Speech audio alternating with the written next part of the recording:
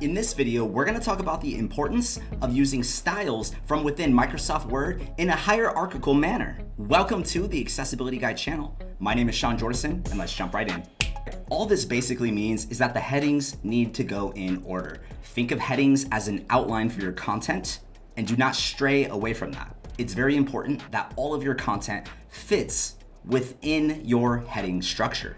Additionally, this will point out any time that you accidentally skip headings, which causes a failure on this specific requirement. All right, in this example, I have a file that has some headings already applied, and to view them, I'm simply going to select Control F on my keyboard and then select the headings menu.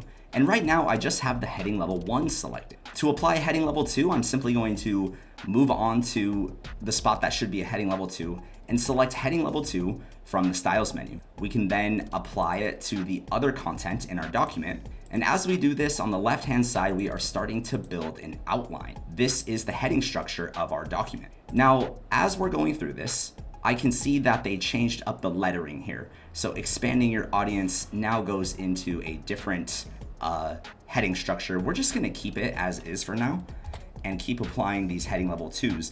Now, what if I randomly made this like a heading level 4? Well, what it does is it indents it extra over in the navigation panel on the left-hand side. But in addition to that, there's no heading level 3. And so a user who is using JAWS may have a poor experience if they're expecting content to be in a heading level 3 because we jump from a heading level 2 to a heading level 4. Additionally, if we take this document over to PDF, it's just going to create a bunch of other errors by skipping that single heading level. Let's go ahead and finish applying these headings, and then let's open up JAWS to see how it reads.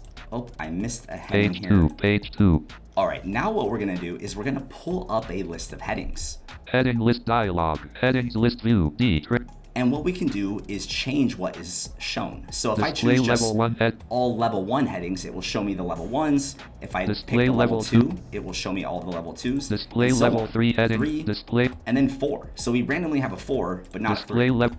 This can create a navigational issue. So make sure that your headings go in order and that you do not skip them. That concludes today's video on how to use headings in a hierarchical manner from within Microsoft Word.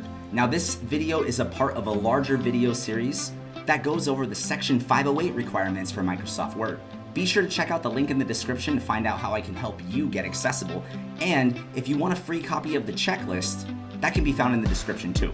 Thank you so much for joining me today, and I'll see you next time.